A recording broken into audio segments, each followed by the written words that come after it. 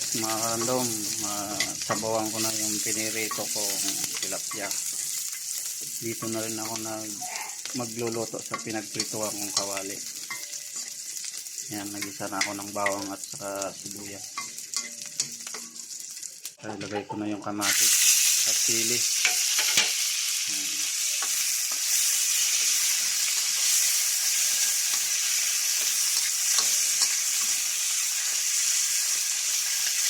Susunod ko na yung sabaw bago ilagay yung piniritong tilapia. Yan, lalagyan ko na ng sabaw.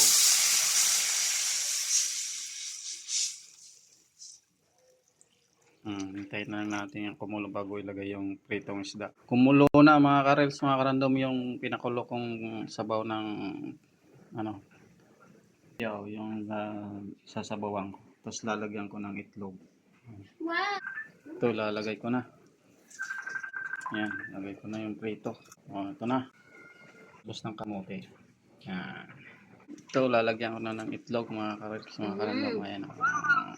Itlog. Yeah. Yan.